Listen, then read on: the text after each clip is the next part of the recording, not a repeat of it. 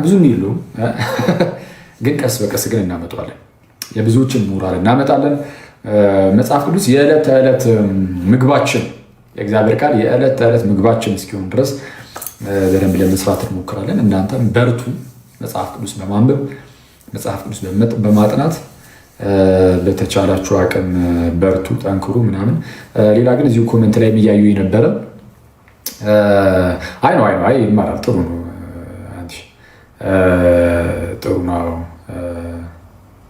አሁን ለነገሩ ይሻላል፣ ጥሩ ነው፣ እግዚአብሔር ይመስገን። ብዙ ሰው አሁን ላይ በተለይ እዚህ ምንድነው ሚዲያ ላይ ጥሩ ነው። ብዙ ሰው መጽሐፍ ቅዱስን ይወዳል፣ ጥያቄ የለውም። ግን ከዚህ በላይ መሆን አለበት።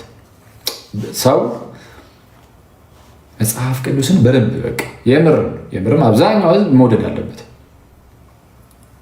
ልክ አሁን ለምሳሌ ስከራከር ምናምን ነገር ወይም ለክርክር ሰዓት ምናምን ነገር ሰብሰብ ብሎ ሰው ክርክርን እንደሚሰማ ሁሉ ክርክር የራሱ የሆነ ጥሩ ጎን አለው። እንደሚታወቀው ጥቅም አለው።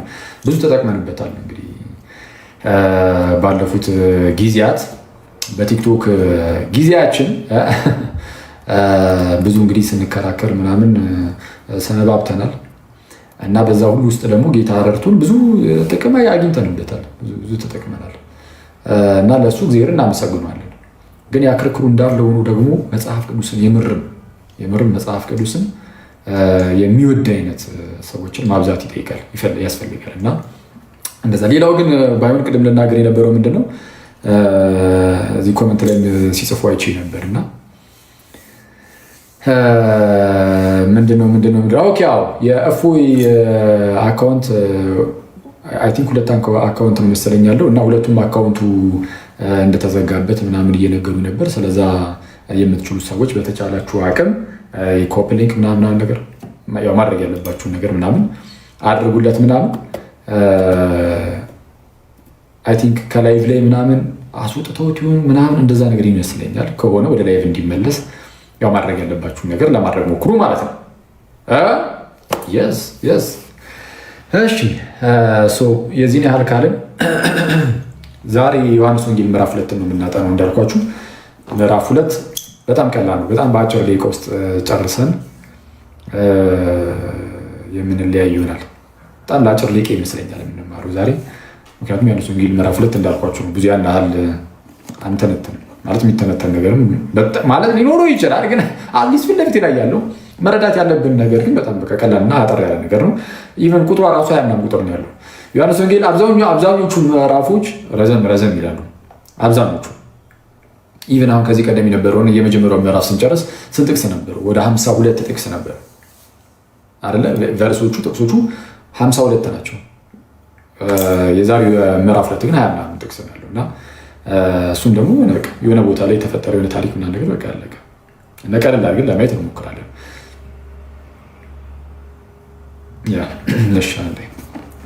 ሁላችሁም መጽሐፍ ቅዱሳችሁን ግለጡ። እኛ እዚህ ጋር ኮመንቷን እናጥፋትና እኔ ምን ውስጥ አንድ ጥያቄ ልጠይቃችሁ። አጠፋው ጥያቄ መጠየቅም አይቻል። እኔ እኮ ምንድነው ፍጥነት? እሺ ይሁን፣ ካረሰውት በኋላ ጠይቃለሁ። ደግሞ መለስ አበራው ደግሞ በእንደሱ ምን አይነት ሀሳብ ተነስቶ ነበረ? ሰኞም ሮብም አርብም የመጽሐፍ ቅዱስ ጥናት ከሚሆን ሰኞና አርብ የመጽሐፍ ቅዱስ ጥናት ሆኖ መሀል ላይ ሮብ ኖርማል ሌላ ትምህርት አስተምህሯዊ ጉዳዮች ላይ እንግዲህ የሆነ ኮምፓራቲቭ የሆነ ነገር ሊሆን ይችላል። ማለት የንጽጽር አይነት ነገር በትምህርታዊ የሚመስል ነገር ምናምን ሮብን በሳምንት አንድ ቀን አስተምህሯዊ ጉዳይ ቢሆን የሚል ነገር አለ። አይቻልም አስተምህሩንቱ የሀሳቡን ባለቤት አንደርሰ ይላል። የሀሳቡ ባለቤት አንተ ነህ፣ ማንም ሰው የተስማማ አይደለም ወዳጅ። ኢዮብ የሀሳቡ ባለቤት እኔ ነኝ ይላል። ህዝቡ እኮ ነው እያለ እኮ ነው። ኢዮባም ቢሆን የራሱ ጉዳይ እየተባለ እኮ ነው። ይቅርታ አድርግልኝና ማለት ነው።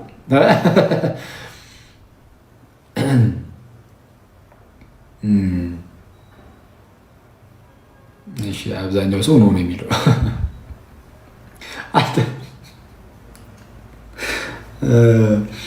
እሺ ወይ አብዛኞቻችሁ ምን ያላችሁት? አይ እንደው አብዛኞቻችሁ ይቅር ብላችኋል። እኔ ግን እውነቱን ለመናገር እዚህ ጋር ሳመጣ እንድትመርጡ ምናምን እድል ሰጥቻችኋለሁ። አይ ነው እስቲ ምረጡ የቱ ይሻላል ምናምን ብዬ እድል ሰጥቻለሁ። እንድትመርጡ እድል ስሰጥ ግን እውነቱን ለመናገር የቴሌግራም ላይ ያሉ ልጆች ያውቁኛል። የምርም አሁን የእናንተ ምርጫ ታይቶ ምናምን ከዛ በኋላ እንደዚህ የሚመረጡት በቃ እንደዚህ ሊል ይመስላችኋል? እንደው ማለት ይቅርታ ጋር ማለት ነው። እና እኛ የምንወስነው ነው የሚሆነው። ዲክታተር ነህ ምናምን በጣም አምባገነን ነህ ልትሉ ትችላላችሁ። የተወሰነ ነኝ በዝዙ እና ሳክስ እኮ ነው። እስቲ ምን ይሻላል ምናምን ስል ሳክስ ዋት ከኔ ጋር የሚመሳሰል ነገር ብትሉ ኖሮ በቃ እናንተ ካላችሁማ ወይ በቃ ይሁን እሺ ቢቆ አልፈዋል። የተቃረነ ነገር ግን ከሆነ እስቲ እኔስ አስብበትና አንድ እናደርጋለን። እሺ ማን ነው አንድ ሺህ እስቲ አጥፋ እስቲ እንዲህ ለምን እኔ ላጥፋ? ኮመንት በጌታ ሞዴሬተር እኮ ያደረኩ እኮ እንደዚህ ልታገለግል እኮ። እስቲ ኮመንቱን አጥፋው አንትሽ ከይቅርታ ጋር ባከን። ቴንክ ዩ በጣም የተባረከ ሰው በእውነት ፈጣን። እሺ ለፈጣን አገልግሎት ኤኒዌይስ ወደ መጽሐፍ ቅዱስ ጥናታችን እንለፍ። ሁላችሁም መጽሐፍ ቅዱሳችሁን አውጥታችኋል ብዬ ተስፋ አድርጋለሁ።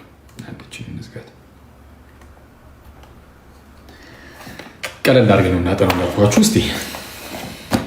እሺ በስመ አብ ወወልድ ወመንፈስ ቅዱስ አሐዱ አምላክ አሜን። እግዚአብሔር አምላክ ሆይ ክብር ምስጋና ሙሉ ለአንተ ይሁን። ስላሰባሰብከን እናመሰግናለን። በሰላም ስላልከን እናመሰግናለን። ስለ ሁሉም ነገር ክብር ምስጋና ሙሉ ለአንተ ይሁን ጌታ ሆይ። እግዚአብሔር አምላክ ሆይ ልጅህን ኢየሱስ ክርስቶስን ስለሰጠህን እናመሰግናለን። ጌታ ኢየሱስ ክርስቶስ ራስህን ስለሰጠህን እናመሰግናለን። ቅዱሱ መንፈስን ስለላክልን እናመሰግናለን። ደግሞ እንድናነበው እንድናጠናው እንድንመራበት ሕይወት የሆነን ዘንድ ቃልህን ስለሰጠህን ጌታዊ ክብር ምስጋና ለአንተ ይሁን። ይህንን ቃልህን ደግሞ ተሰባስበን በምንማማርበት ጊዜ አባቱ አንተ በመካከላችን ተገኝተህ አስተምረን፣ ጌታዊ ገስጸን፣ ሕይወታችንን መንገዳችን ሁሉ ጌታዊ አንተ አቅነው። ቅዱሱ መንፈስ ይቆጣጠረን፣ አንደበቱንን ጆሮን ስጠን፣ ሰሚ ጆሮን ጌታዊ ክብር ምስጋና ሁሉ ለአንተ ይሁን። አባታችን በሰማያት የምትኖር ስምህ ይቀደስ፣ መንግስትህ ትምጣ፣ ፈቃድህ በሰማይ እንደሆነች እንዲሁም በምድር ትሁን። የዕለት እንጀራችንን ስጠን ዛሬ፣ በደላችንን ይቅር በለን እኛም የበደሉንን ይቅር እንደምንል። አቤቱ ወደ ፈተና አታግባን ከክፉ ሁሉ አድነን እንጂ መንግስት ያንተ ናትና ኃይል፣ ክብር፣ ምስጋና ለዘላለሙ አሜን። እመቤታችን ቅድስት ድንግል ማርያም ሆይ በመልአኩ በቅዱስ ገብርኤል ሰላምታ ሰላም እንልሻለን። በሐሳብሽ ድንግል ነሽ፣ በስጋሽም ድንግል ነሽ። የአሸናፊ እግዚአብሔር እናቱ ሰላምታ ላንቺ ይገባሻል። ከሴቶች ሁሉ ተለይተሽ አንቺ የተባረክሽ ነሽ። የማኅፀንሽን ፍሬ ኢየሱስ የተባረከ ነው። ጸጋን የተሞላሽ ቅድስት ሆይ ደስ ይበልሽ። ጸጋን የተሞላሽ ንጽሕት ሆይ ደስ ይበልሽ። ጸጋን የተሞላሽ ክብርት ደስተኛይቱ ሆይ ደስ ይበልሽ። ልዑል እግዚአብሔር ከአንቺ ጋር ነውና ከተወደደው ልጅሽ ከጌታችን ከመድኃኒታችን ከኢየሱስ ክርስቶስ ዘንድ ይቅርታንና ምሕረትን ለምኝልን፣ ኃጢአታችንን ያስተሰርይልን፣ ይደመስልን፣ ይፍቅልን፣ ይረሳልን ዘንድ ለዘላለም አሜን። ክብር ምስጋና ሁሉ አንድ አምላክ ለሚሆን ለአብ ወወልድ ወመንፈስ ቅዱስ ዛሬም ዘወትርም ለዘላለም አሜን። እሺ ዮሐንስ ወንጌል ምዕራፍ 2 ዮሐንስ ወንጌል ምዕራፍ 1 እንግዲህ ከዚህ ቀደም በነበረው ትምህርታችን እንግዲህ ለማየት ሞክረናል። በሁለት ጊዜ ሰኞ እና ሮብ ማለት ነው። ሰኞ እና ሮብ የዮሐንስ ወንጌል ምዕራፍ 1ን ተመልክተን ነበር። ስለ ቃል አምላክነት፣ ስለ መጥምቁ ዮሐንስ ስለ ብርሃን ሊመሰክር ስለመጣው ስለ መጥምቁ ዮሐንስ፣ እውነተኛው ብርሃን ስለሆነው ስለ ጌታችን ኢየሱስ፣ ጌታ ኢየሱስ እውነተኛ የአብ ልጅ የገዛ የአብ ልጅ እንደሆነ እና እርሱ ደግሞ እግዚአብሔርን እንደተረከው፣ ዮሐንስ ደግሞ መንገድ ጠራጊ ሆኖ ጌታችን ኢየሱስን እንዳስተዋወቀ ወይም ደግሞ ሰዎች ሁሉ የእርሱ ምስክርነት እየሰሙ በጌታ ኢየሱስ እንዲያምኑ ሲያገለግል እንደነበረ ምናምን አይተን ነበረ እና ጌታችን ኢየሱስ እርሱ የእግዚአብሔር ልጅ እንደሆነ መጥምቁ ዮሐንስ እንደመሰከረ፣ ስለዚህም የዮሐንስ ደቀ መዛሙርት ጌታን መከተል እንደጀመሩ አይተን ተመልክተን ጨርሰናል። ዮሐንስ ወንጌል ምዕራፍ 2 እንዲህ ብሎ ይጀምራል። በሶስተኛውም ቀን ዮሐንስ ወንጌል ምዕራፍ 2 ዋና ሁለት ሀሳቦች ነው ያሉበት። አንደኛ ጌታችንና መድኃኒታችን ኢየሱስ ክርስቶስ በሰርግ ቤት ተገኝቶ ውሃን ወይን አደረገ። አንደኛው ይሄ ነው ታሪኩ። ሁለተኛው ደግሞ የተነሳው ሀሳብ ጌታ በቤተ መቅደስ ሄዶ ቤተ መቅደስ ውስጥ ሲገበያዩ የነበሩ ሰዎችን አስወጣቸዋል። ሁለቱ ሀሳብ ነው ያለው ዮሐንስ ወንጌል ምዕራፍ 2 ላይ። ስለዚህ ሁለቷን ሀሳብ የፈጠነ በ10-15 ደቂቃ ውስጥ አይተን የምንለያይ ይሆናል። ጌታ ከኛ ጋር ይሁን። እሺ ዮሐንስ ወንጌል ምዕራፍ 2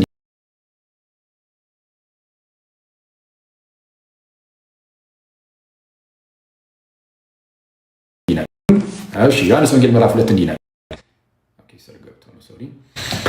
በሦስተኛውም ቀን በገሊላ ቃና ሰርግ ነበር። በገሊላ ቃና በገሊላ ናት።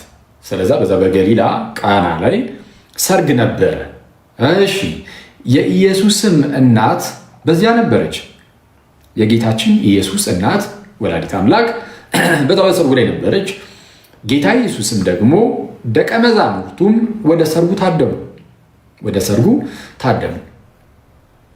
አስባችኋል? የሆነ አካባቢ ላይ ሰርግ ነበረ እና እዛ ሰርግ ላይ ደግሞ የጌታችን የክርስቶስ ኢየሱስ እናቱ እመቤታችን ነበረች እና ጌታ ኢየሱስ ደግሞ እንደ አንድ የሆነ ስፔሻል የሆነ ሰው ምናምን አልተጠራም። በቃ እንዴትኛውም ራንደም ሰው እንደ ማንኛውም ሰው ማለት ነው። ሰርግ ላይ ተጠርቶ ሄደ። ይሄ በዚህ ትልቅ ትህትና ነው። ላናስበው እንችላለን ምናምን፣ ግን የሆነ ታላቅ ክብር ያለው እንደዚህ አይነት ገናና ጌታ እንደ ማንኛውም ሰው ሰርግ ቤትና ሲባል ሰርግ ላይ ሄዱ ተሳትፏል። እና ማለት ሙሽሮቹን ንቆ አልተዋቸውም ማለት አልሄድም አላለም። ይልቁንም ሙሽሮቹን አክብሮ ጋብቻን አክብሮ ወደ ጋብቻው ሲሄድ እንዳለን ትሁቱ ጌታ አምላክ ሲሆን ስጋ ሆነ። ስጋ ሆኖ ደግሞ እንደ ማንኛውም ሰው በምድር ላይ ሲመላለስ እና እንደዚህ አይነት ሁኔታዎችንም አብሮ ሲያሳልፍ እናያለን። እና ጌታ ኢየሱስ በሰርግ ላይ ተገኘ። ከማን ጋር? ከደቀ መዛሙርቱ ጋር። የጌታ እናቱ ቅድስት ድንግልም ደግሞ በዛ በሰርግ ላይ ነበረች። ቁጥር 3 የወይን ጠጅን ባለቀ ጊዜ የኢየሱስ እናት የወይን ጠጅ እኮ የላቸውም አለችው። እዛ ሰርግ ላይ ብዙዎቻችሁ ታሪኩን እንደምታውቁት የወይን ጠጅ አለቀ እና የወይን ጠጅ አለቀ። ኢማጂን ሰርግ ላይ ሰው ሰርግ ደግሶ የወይን ጠጅ ሲያልቅበት ማለት ነው። እና ያለቀበት ነገር ቀላል ነገር አይደለም። በቃ ትልቅ ነገር ነው። ለዛ ለሰርጉ ጉዳይ ሰርግን የሚያበላሽ ነገር ነው። ታላቅ የሆነውን ቀናቸውን ሊያበላሽ የሚችል ነገር ነው። ሰርጉ ያለ ወይኑ ስለማይሆን ማለት ነው። ብዙ ጊዜ ሰርግ ካለ አብሮ ወይን ይቀርባል። ወይን ይቀርብ ነበርና በአይሁዳውያን ባህል መሰረት ያ ወይን ነው ያለቀው። እና ሲያልቅ እመቤታችን እንዲህ ብላ ጠየቀች። የወይን ጠጅን ባለቀ ጊዜ የኢየሱስ እናት በጣም የሚገርመው ዮሐንስ ማርያም እያለ አይጠራትም። ቅድስት ድንግልን ማን እያለ የሚጠራት? በተደጋጋሚ የኢየሱስ እናት የኢየሱስ እናት የሚለው ራሱን ችሎ ትልቅ ክብር ነው። ትልቅ ክብር ነው እንዴ! ማርያም እያለ አይደለም የሚጠቅሰው። ሲጠቅስ ይህች ንጽሕት ድንግል ወይም ማርያም የወለደችው ኢየሱስን ነው። ጌታችንን፣ መድኃኒታችንን፣ አምላካችንን የአምላካችን እናት ናትና የኢየሱስ እናት እያለን የሚጠራው። ለኢየሱስ ያለውን ክብር ታውቃላችሁ፣ እናውቃለን። ሁላችን ለጌታ ያለን ክብር አለ። ያን የምናከብረውን አምላካችንን ፈጣሪያችንን እርሱ ደውል አላውቅም እና የሚደውለውን ሰው አይኑ ባለማወቅ ነው፣ ግን እንቦልከዋለን ሲሪየስ እና በተደጋጋሚ ስለደወሉ ማለት ነው። እና ምንድን ነው ጌታችን ኢየሱስ በስጋ ሲመጣ ከእመቤታችን ተወልዷል እና እመቤታችንን ሲጠራት ዮሐንስ የኢየሱስ እናት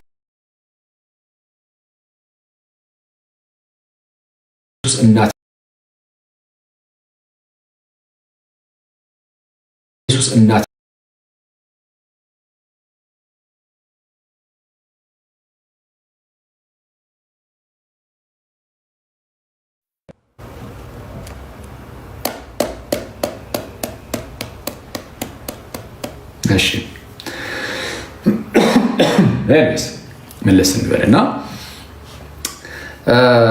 በስጋ ከእመቤታችን ተወልዷልና እመቤታችንን ሲጠራት በክብር የኢየሱስ እናት እያለን የሚጠራት እዚህ ጋር ምን አለ?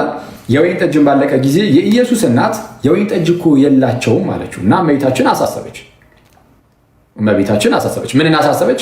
የጎደለው ወይን ነበርና ያንን የጎደለውን ደግሞ ልጇ ይሞላው ዘንድ የወይን ጠጅ እኮ የላቸውም ብላ ጠየቀች፣ ለመነች። ስለዛ የኢየሱስ እናት የሆነ ቦታ ላይ የጎደለ ነገር እንዳለ ካወቀች ያንን የጎደለውን ነገር ልጇ እንደሚሞላው ስለምታውቅ ልጇ እንዲሞላው ልትለምን ልትጠይቅ ትችላለች። ያው የጎደለው ነገር ወይን ነበር አይደል? በቃ ወይን እኮ አለቀባቸው። ስለዛ ልጇ ተአምርን ሊሰራ እንደሚችል ታውቃለች ማለት ነው። ተአምር ሊሰራ እንደሚችል በምን አወቀች የሚሉ ላይ የተለያዩ እንግዲህ ሀሳቦች ይሰጣሉ። እዛ ውስጥ አልገባላችሁም። ግን አትሊስት ግን አንድ የምናውቀው እርግጠኛ የምናውቀው ነገር አለ። ይህም እመቤታችን ጌታ ኢየሱስ ተአምር ሊሰራ እንደሚችል ታውቃለች። ባታውቅ ኑሮ እንደዚህ ጥያቄ ልጠይቅ አትችልም። ስለዚህ ተአምር እንደሚሰራ ታውቃለችና ተአምር እንደሚሰራ ወይም መስራት እንደሚችል ታውቃለችና የወይን ጠጅ እኮ የላቸውም ማለት። ስለዚህ የጎደለ ነገርን አይታ ወደ ልጇ ማመልከት ትችላለች፣ ታመለክታለች። ይኸው በመጽሐፍ ቅዱስ ላይ በግልጽ እንደምናየው የወይን ጠጅ እኮ የላቸውም ብላስ ወደ ልጇ ወደ ክርስቶስ ኢየሱስ ይህንን ነገር ስታመለክትን ያለ። በነገራችን ላይ እዚህ ጋር አንድ ያልተጠቀሰ ሰው አለ። ማን ያልተጠቀሰው? ዮሴፍ አይደል? ዮሴፍ አልተጠቀሰም። እዚህ ጋር ብቻ አይደለም። ጌታችን ኢየሱስ ትምህርትን ማስተማር ከጀመረ በኋላ ወንጌልን መስበክ ከጀመረ በኋላ ባለው እንግዲህ የወንጌል ክፍሎች ውስጥ ዮሴፍ ሲጠቀስ አናየው። ስለዛ ዮሴፍ ቀደም ብሎ አርፏል ማለት ነው። የግልጽ ነው። እሱን እንደሚያመለክት መቼስ ይሄ ግልጽ ይመስለኛል። እና የጌታ ኢየሱስ እናት ጠየቀች፣ የወይን ጠጅ እኮ የላቸውም ብላ። ጌታ ኢየሱስ ግን እዚህ ጋር እንዲህ ብሎ መለሰ። ልብ ብላችሁ ስሙ። ኢየሱስም እሺ አንቺ ሴት ከአንቺ ጋር ምን አለኝ? ጊዜ ገና አልደረሰም ማለት።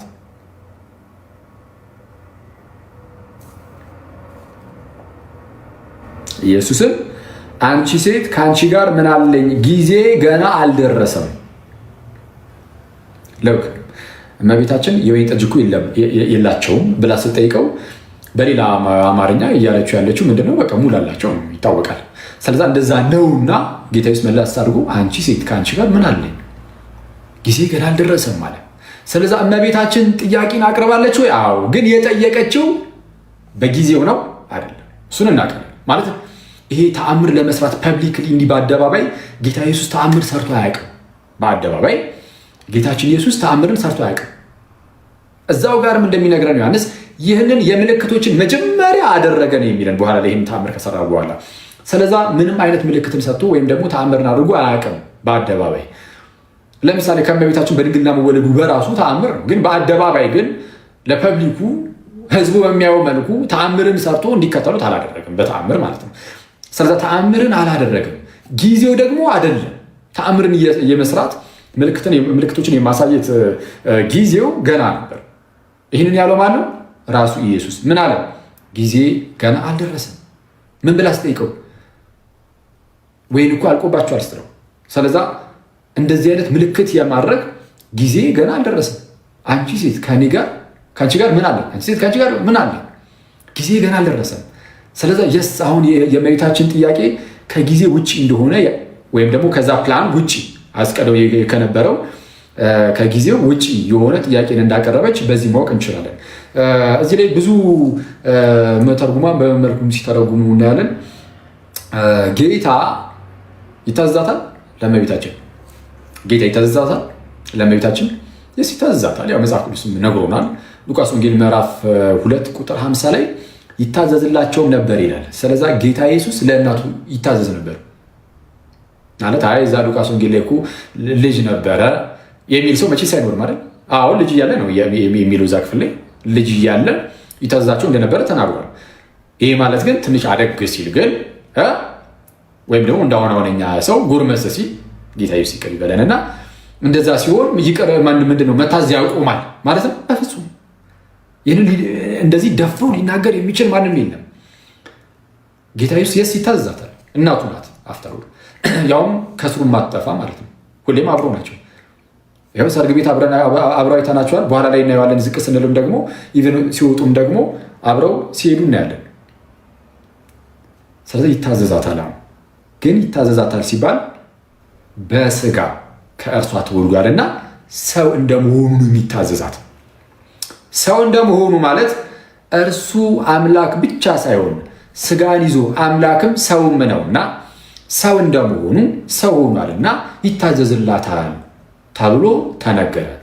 አምላክ እንደመሆኑ ግን ጋይስ እመቤታችንም ማንም አካልን አያዘው። በማዘዝ ደረጃ ማንም አያዘው። ጌታ ኢየሱስ አምላክ እንደመሆኑ ማንም አያዘው። እመቤታችንም አታዘውም። እመቤታችን ለእመቤታችን ታዟል። ሰው እንደመሆኑ ከፍለን አይደለም። ግን ክርስቶስ አምላክም ሰውም በተዋህዶ አንድ ጌታ ነውና ሰው ሆኖ ሲመጣ በስጋ ሲወለድ በስጋ የወለደችውን እናቱን ይታዘዛት ነበር። አምላክ እንደመሆኑ ግን የሁሉ ገዢ ነው፣ የሁሉ አዛዥ ነው። ስለዚህ በአምላክነቱ መታዘዝ የለበትም። እሱንም የሚያመለክት ቃል ነው ብለው ብዙ መተርጉማን ያስቀምጣሉ። አዎ አምላክ እንደመሆኑ መታዘዝ የለበትም። ግን እስቲል ሰው እንደመሆኑ ግን እናቱ ናትና ይታዘዛታል። እናቱ ናትና ጥያቄዋን ይቀበላል። ስለዛ ቀጣይ ላይ ምን አይነት ነገር እንመለከታለን? እስቲ ቀጣዩን ጥቅስ እንየው። አንቺ ሴት ከአንቺ ጋር ምን አለኝ? ጊዜ ገና አልደረሰም አላት ይልና ቀጣዩ ጥቅስ ምን ይላል? እናቱ እመቤታችን እንደዚህ ሲል እንዲህ ብቻ የሚል ቃል ሰምታ ከልጇ ቀጣዩ ንግግሯ ምን የሚል ነው? እናቱም ለአገልጋዮቹ የሚላችሁን ሁሉ አድርጉ አለቻቸው። አሁን አንቺ ሴት ከአንቺ ጋር ምን አለኝ? ጊዜ ገና አልደረሰም ነው ያላት አይደል?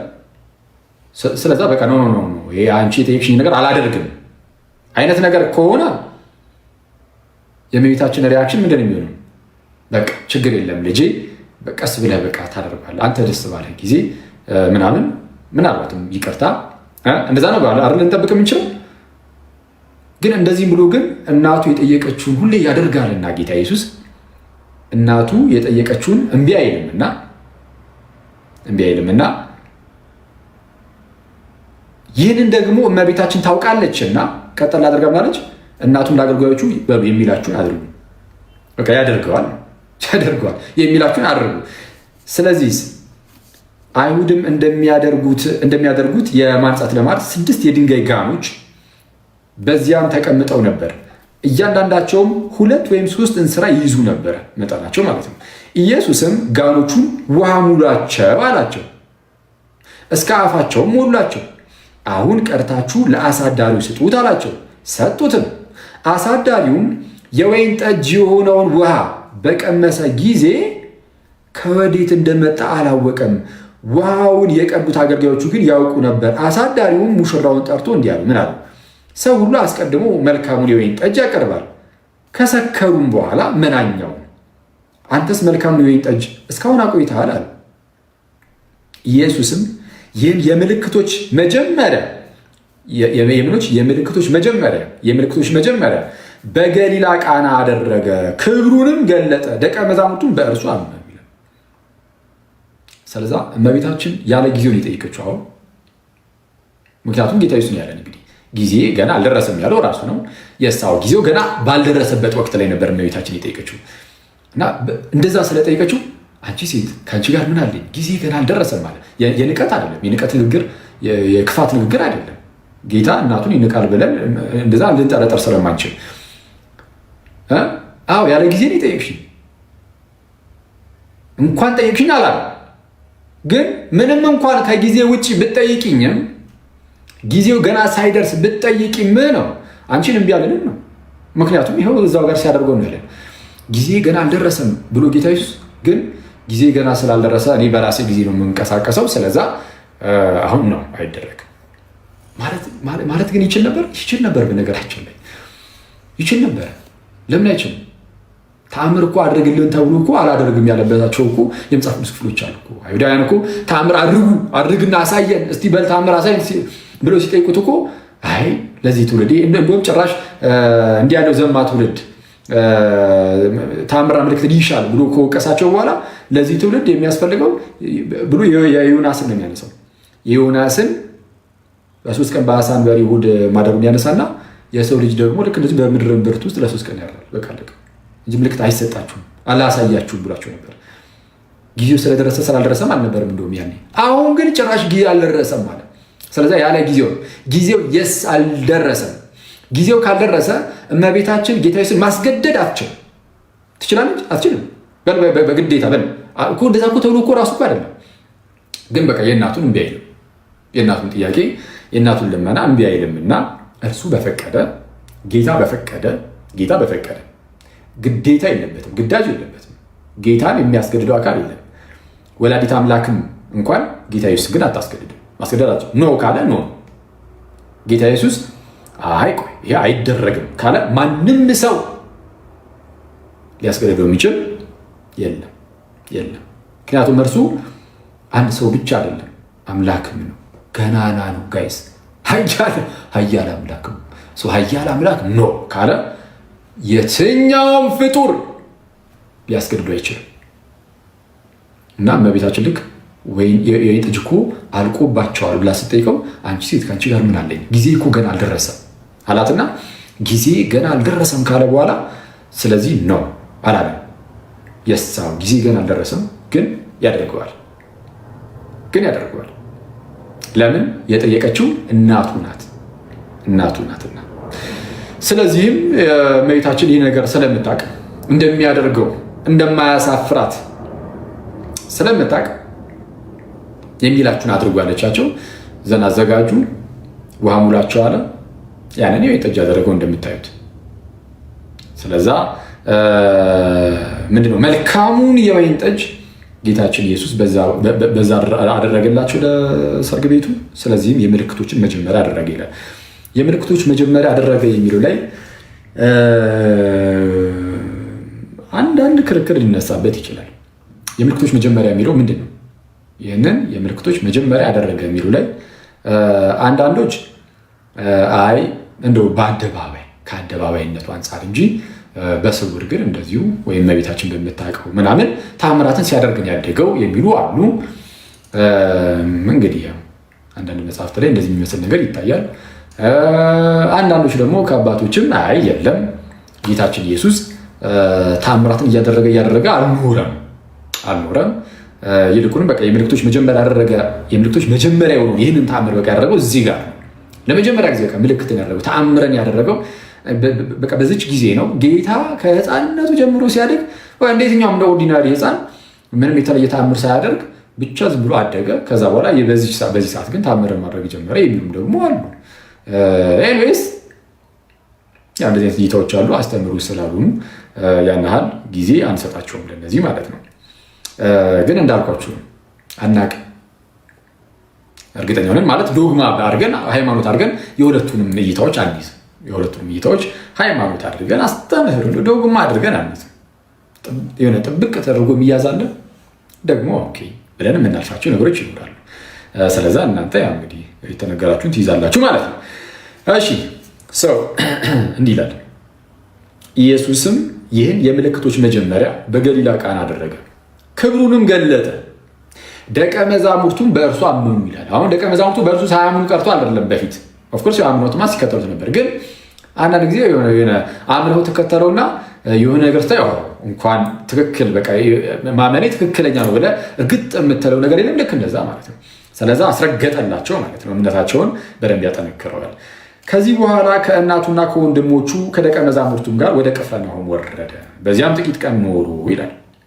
ከዚያ ከእናቱ ከወንድሞቹ ከደቀ መዛሙርቱም ጋር ወደ ቅፍርናሆም በመውረድ በዚያ ጥቂት ቀን ሲኖሩ እናያለን።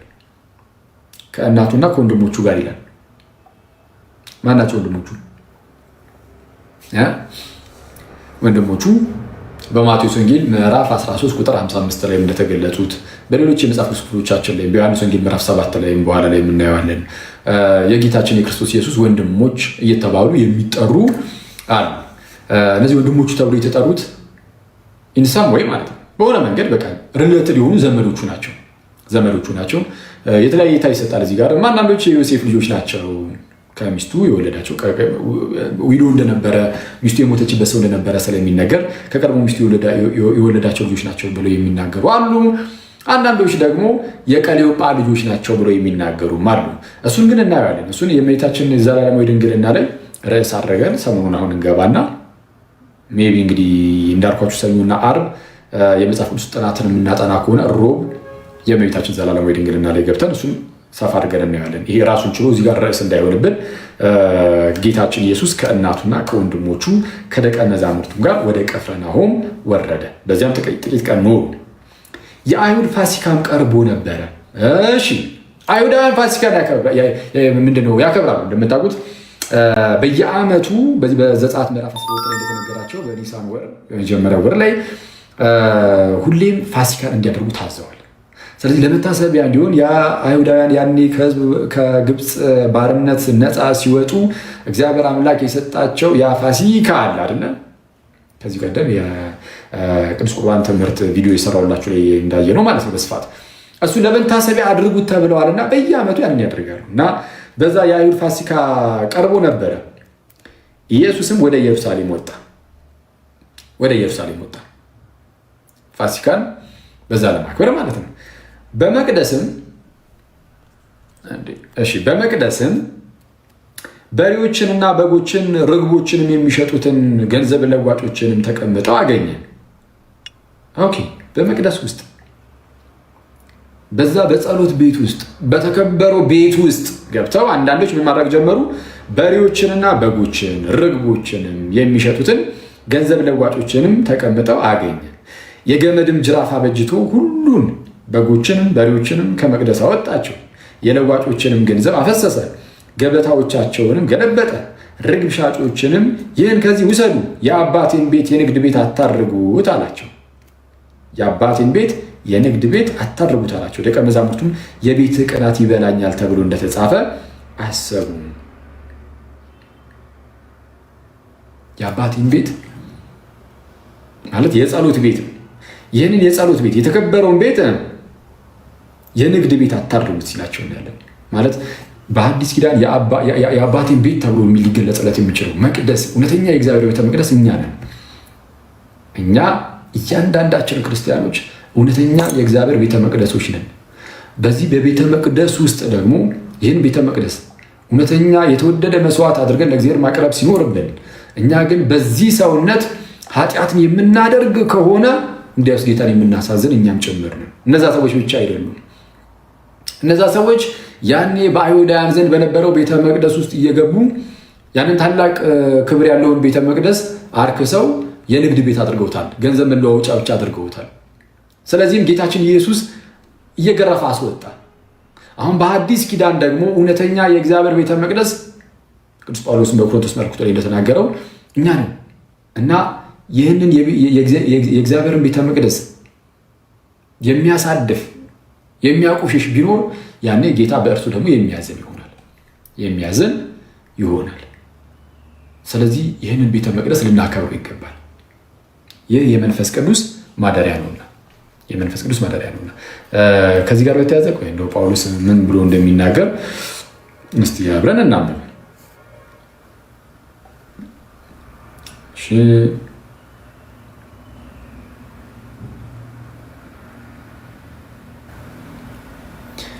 ኦኬ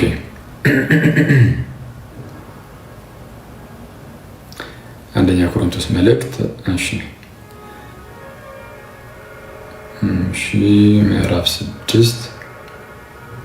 ምዕራፍ 6 ከቁጥር 12 ጀምሮ እንዲህ ይላል። ሁሉ ተፈቅዶልኛል፣ ሁሉ ግን አይጠቅምም።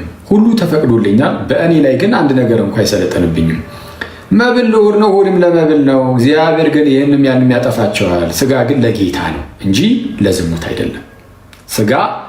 ስጋ ለማን ነው? ለጌታ ነው። ስጋ ለጌታ ነው እንጂ ለምን አይደለም? ለዝሙት አይደለም። ጌታም ለስጋ ነው፣ ለእኛ የተሰጠ ነው።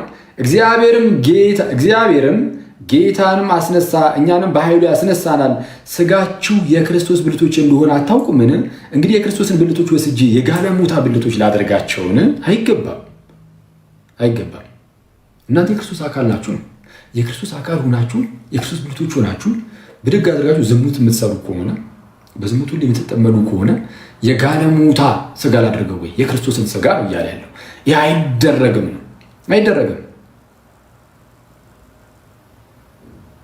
ወይስ ከጋለሞታ ጋር የሚተባበር አንድ ስጋ እንዲሆን አታውቁምን? ሁለቱ አንድ ስጋ ይሆናሉ ተብሏልና፣ ማለት በዝሙት ውስጥ አንድ ስጋነት ይፈጠራል። ከጋለሞታ ጋር ማለት ትረዱታላችሁ። ከእንደዚህ አይነት ሰው ጋር በጣም እንደዚህ ስታሳልፉ ማለት ነው።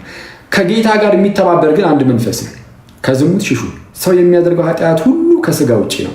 ዝሙትን የሚሰራ ግን በገዛ ስጋው ላይ ኃጢአትን ይሰራል። አሁን መላልሶ ስለ ስጋ ይናገራል። ሰው ስጋችሁ ክቡር ነው፣ የተከበረ ነው እና ይህንን የተከበረ ስጋ አታርክሱ ነው። ስለዛ ምን ብሎ የሚያጠቃልለው? ወይስ ስጋችሁ ከእግዚአብሔር የተቀበላችሁት በእናንተ የሚኖሩ የመንፈስ ቅዱስ ቤተ መቅደስ እንደሆነ አታውቁምን? በዋጋ ተገዝታችኋልና ለራሳችሁ አይደላችሁም። ስለዚህ በስጋችሁ እግዚአብሔርን አክብሩ። እግዚአብሔር የሚከብርበት ስጋ በዋጋ የተገዛ ነው። የራሳችን አይደለንም፣ የጌታ ነን። የመንፈስ ቅዱስ ቤተ መቅደስ ነን፣ የእግዚአብሔር ቤተ መቅደስ ነን። ይህንን የጌታ የሆነውን ቤተ መቅደስ አንስተን ግን የዝሙት መሳሪያ የምናደርገው ከሆነ ይህ ጌታን የሚያሳዝን ይሆናል። ያኔ ጌታችን ኢየሱስ ቤተ መቅደሱን ያን ኖርማል ምድር ላይ ያለውን ቤተ መቅደስ የንግድ ቤት ሲያደርጉት ጅራፍን አንስቶ አባረረ እና ሐዋርያቱም ይህንን ነገር አዩና አስተዋሉ። ምን ብለው? የቤት ቅናት ይበላኛል የሚል እንደተጻፈ በመዝሙረ ዳዊት የቤት ቅናት ይበላኛል፣ የቤት ቅናት ይበላኛል። እሺ፣ ስለዚህ አይሁድ መልሰው እንዲህ አሉት።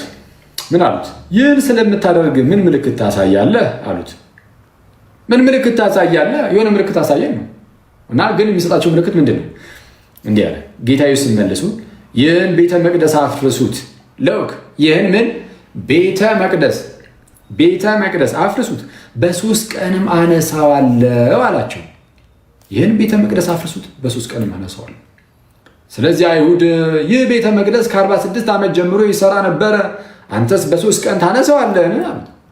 ይህን ቤተ መቅደስ 46 ዓመት ሙሉ ፈጅቶብናል። ቢያንስ 46 ዓመት ከ46 ዓመት ጀምሮ ሲሰራ ነበረ። ሚኒንግ ለ46 ዓመት ቢያንስ 46 ዓመት ያህል የፈጀ ለመገንባት ይህን ቤተ መቅደስ እንዴት አድርገህ ነው አንተ በ3 ቀን የምታነሳው አሉት። ምክንያቱም እነርሱ የመሰላቸው ይህን ቤተ መቅደስ አፍርሱት በ3ኛውም ቀን አነሳዋለሁ ብሎ ሲናገር የመሰላቸው ፊት ለፊት ላይ የሚያዩትን ቤተ መቅደስ ስለሆነ እዛ ጋር የታነጸውን ማለት ነው። ግን ጌታችን ኢየሱስ ግን ቤተ መቅደስ ብሎ የጠራው ቀጣይ ላይ ፊት ለፊት ላይ ስላለው ቤተ መቅደስ አልነበረም። ስለምን ነበር የተናገረው? እዛ በርቀት አድርጎ ሲመልስ እርሱ ግን ስለ ሰውነቱ ቤተ መቅደስ ይል ነበር። ስለምን? ስለ ሰውነቱ ቤተ መቅደስ ይል ነበር። ሰውነቱ ቤተ መቅደስ ብሎ ይጠራዋል። የእኛን ሰውነት ደግሞ ቤተ መቅደስ ብሎ ይጠራዋል። እና በመጽሐፍ ቅዱሳችን አሁን ቀደም እንዳየነው ጳውሎስንም ስለዛ አሁን በአዲስ ኪዳን ሜንሊ ፎከስ ማድረግ ያለብን ስጋችን ላይ ነው። ስጋችን መቀደስ አለበት። በዚህ በስጋችን እግዚአብሔርን ማክበር አለብን። ይህ ስጋ ኦልሬዲ የኛ አይደለም። የኛ ባልሆነ ነገር ላይ ስልጣን እንዳለን ነገር አድርገን እንደፈለገን ልናዛ አይገባም። ትልቁ ቁም ነገር እሱ ነው።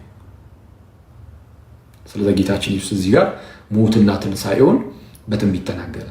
በትንቢት መልክ ምን ብሎ ተናገረ? አስቀድሞ ሲናገር ይህን ቤተ መቅደስ አፍርሱት፣ በ3ኛውም ቀን አነሳዋለሁ። እርሱ ግን ስለምን ይናገር ነበር? ስለ ሰውነቱ ቤተ መቅደስ ይል ነበር። ስለዚህም ከሙታን ከተነሳ በኋላ ደቀ መዛሙርቱ ይህን እንደተናገረ አሰቡና መጽሐፍንና ኢየሱስ የተናገሩን ቃል አመኑ ይላል። ስለዚህ ጌታችን ዝም ብሎ ድንገት የሞተ አይደለም። ከመሞቱ በፊት እንኳን እንደሚሞት ይናገር ነበር። የሳው ሞታለሁ፣ ሞቼ ደግሞ አልቀርም፣ በ3ኛው ቀን እነሳለሁ። ይህን ቤተ መቅደስ አፍርሱት፣ በ3ኛው ቀን አነሳዋለሁ ብሎ ይናገራል። ሲነሳ በስልጣኑ ነው የሚነሳውና አነሳዋለሁ ብሎ ሲናገር አነሳዋለሁ። ማንን የሚናገረው? ጌታ ኢየሱስ፣ ጌታችን ኢየሱስ። እና ሙስሊም ወንድሞቻችን ምን ይላሉ? አልሰቀሉትም፣ አልገደሉትም፣ ግን ለነርሱ ተመሰለባቸው ይላል። ጌታችን ኢየሱስ አልተሰቀለም፣ አልሞተም።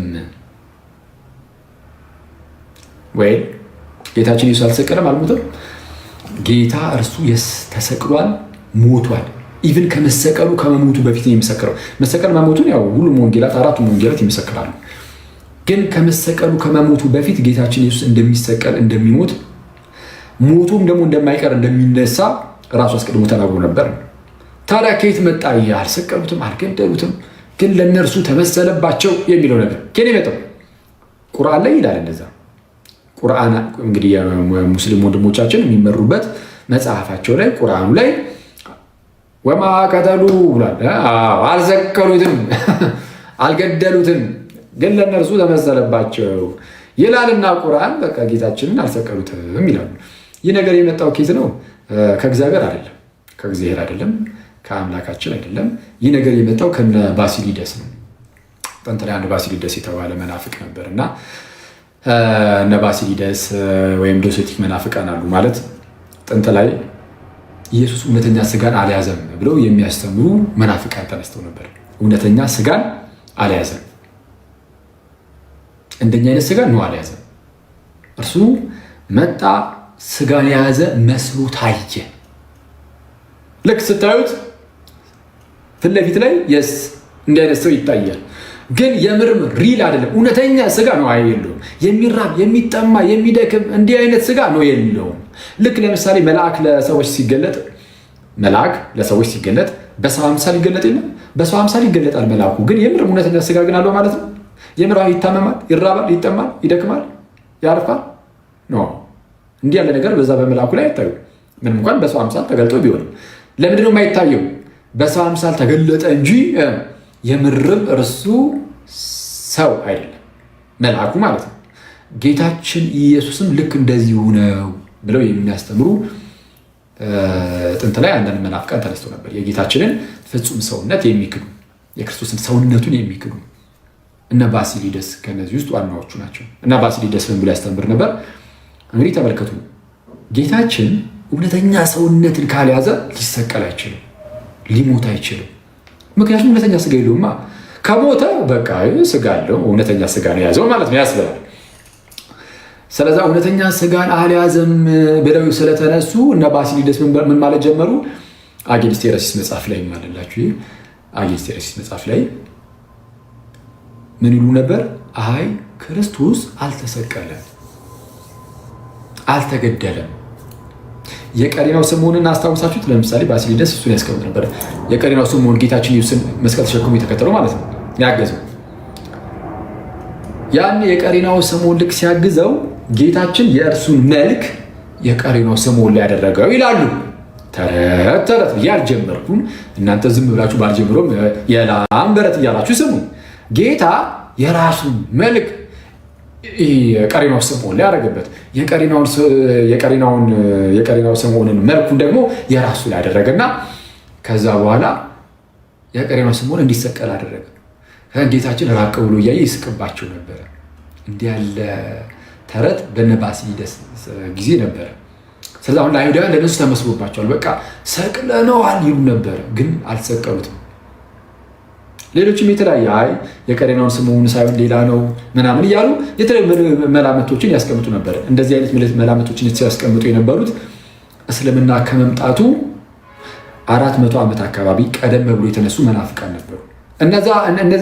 ታዲያ ግን የነዛ የመናፍቃን ርዝራዦች የቀሩ የተወሰኑ ረመናንስ ትላለ ቅሬታዎች ትላለ ይኖሩም ነበር በተለያየ አካባቢ ላይ ያው መልስ ሲመለስላቸው ምናምን ከእግዚአብሔር ዘንድም ስለማይሆኑ ቶሎ ነው የሚጠፉት።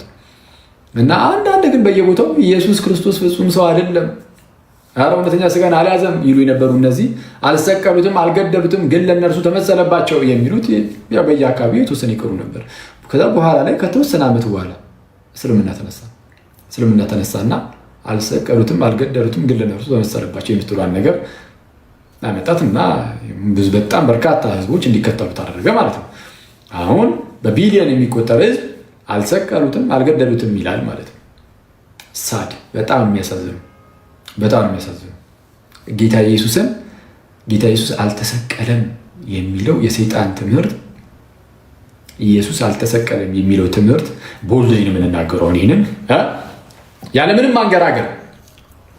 ያለምንም ማንገራገር ከምንናገራቸው ነገሮች ውስጥ የሆኑ ሰዎች ይከፋቸዋል አይከፋቸውም፣ ይደብራቸዋል አይደብራቸውም የሚለው ነገር ጭራሽ ሳያሳስበን ከምንናገራቸው ነገሮች ውስጥ ኢየሱስ አልተሰቀለም አልሞተም የሚለው የአጋንንት የጠንቋይ የሰይጣን ትምህርት ነው። ይህን በግልጽ ነው የምንናገረው። የሰይጣን ቀጥታ ከሰይጣን የሆነ ትምህርት ነው። ምክንያቱም ይህ ዓለም የዳነበት ምስጢር፣ ሰይጣን የተቀጠቀጠበት ድንቅ የሆነ ታላቅ ምስጢር ነው። ይህንን ምስጢር ሊያስክድ የሚችል ሊያስክድ የሚችል አንድና አንድ ራሱ የተመታበት የተቀጠቀጠበት ሰይጣን ብቻ ነው። ኢየሱስ አልተሰቀለም የሚል ቢኖር እርሱ የተረገመ ነው። ቀጥታ ሰይጣን መጠቀም ያደረገው ሰው ብቻ ነው። የጌታን ስቅለት በጣም የሚያስገርመው መጽሐፍ ቅዱስ ብቻ አይደለም የሚናገር፣ ይህን በታሪክ ውስጥ የታመነ ነው። የትኛውም የዘርፉ ምሁራንን ሄዳችሁ ብትጠይቁ ብዙ ጊዜ ሙስሊሞች የሚጠቅሱት አንድ ስኮላር አለ በውጭ ዓለም፣ አግኖስቲክ ነው፣ ወደ ኤቲስትነት ያደላ አግኖስቲክ ባርቴርመን የሚባል ሰው አለ እና ብዙ ጊዜ እንጠቅሰዋለን ይላሉ። ስ ጠቀሱትም አልጠቀሱትም ይህ ባርቴርመን የተባለ ሰው ለክርስትና ብዙ የሚያናጥሩ ምልከታ ያለው ሰው አይደለም። ወይም ደግሞ በሌላ አማርኛ አስቀድሞ በቀድሞ ህይወቱ ፕሮቴስታንት የነበረ ነው። በኋላ ላይ ግን አምላክ መኖር አለመኖሩ እንደው አይታወቅም ብሎ ወደ መካዱ ሄደ። እናም ክርስትና ላይ በጣም ብዙ ክሪቲሲዝሞችን በመስራት ይታወቃል እና ክርስትና የሐሰተኛ ሃይማኖት እንደሆነም ለማስረዳት ሲጣጣር እናየዋለን። እና የክርስትና ጥሩ ነገር ያን ያህል ምንም ግድ ሰጡት አይናገርም። እዚህ ጉዳይ ላይ ግን ሲጠየቅ አንድም የዘርፉ ምሁራን ነው የሚለው እሱ አንድም የዘርፉ ምሁራን ኢየሱስ ክርስቶስ የሚባል በአካል ደረጃ ኢየሱስ የሚባል አካል የስ እንደነበረ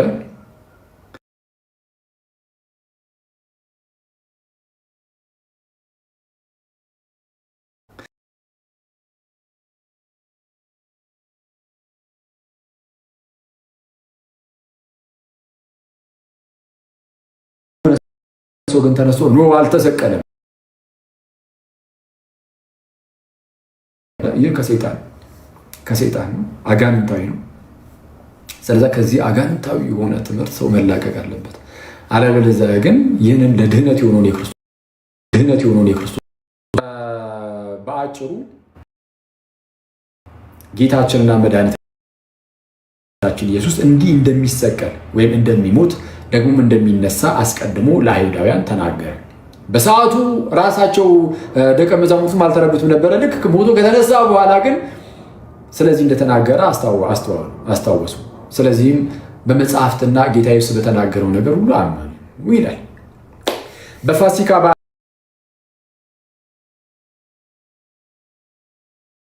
ሰዎች በስሙ አመኑ፣ በጌታ ኢየሱስ ማለት ነው። ብዙዎች አመኑ በጌታ ኢየሱስ። ጌታ ኢየሱስ ግን እሺ፣ ነገር ግን ኢየሱስ ሰዎችን ሁሉ ያውቅ ነበረ። ስለ ሰው ማን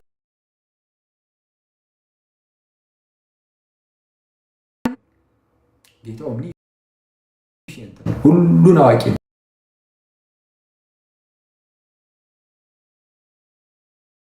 መናገር ሳይጠበቅበት ለምሳሌ አንተ አይ ገሌ እንዲህ ነው ብለህ ልትገምት ትችላለህ። የምትገምተው የሆኑ ነገሮችን አይተህ ነው እንጂ ዝም ብለህ ከመሬት ተነስተህ እንደዚሁ በራስህ የሆነ ነገር አውቃ በፍጹም ሊሆን አይችልም። ከሰማው ነገር ሊሆን ይችላል፣ የሆነ ነገር አይተህ ሊሆን ይችላል ምናምን።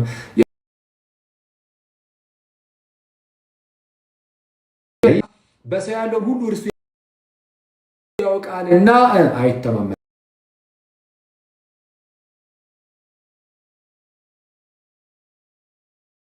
አምላክ ነውና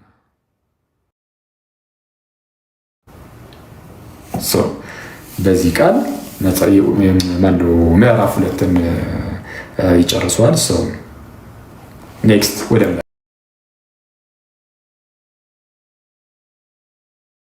ዛሬ ትርም ለዘላለም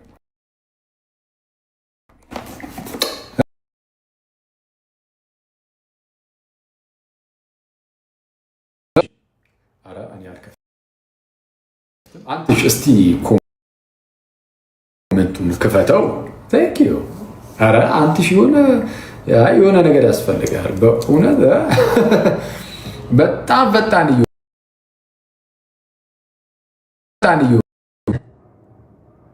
ተቆራርጦ ነበር።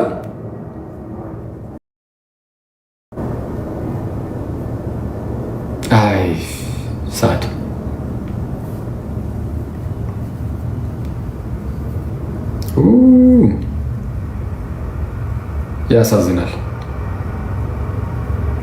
ያሳዝናል።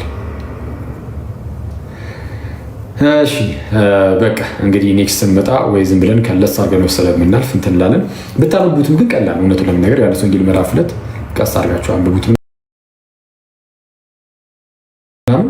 ዮሐንስ ወንጌል ምዕራፍ 2 ላይ ሁለት ሀሳቦችን ያየ ነው እንዳትረሱ። ምንና ምን የሚለውን የሰርግ ቤቱን ጉዳይና ከዛ ደግሞ ቤተ መቅደስ ሰዎችን ምንድነው ነጋዴዎችን እንዳባረረ ቤተ መቅደሱን እንዳጸዳ ሰው የዚህን ያህል ካየን በቂያችን ነው። እግዚአብሔር አምላክ እናንተ ጋር ይሁን። መልካም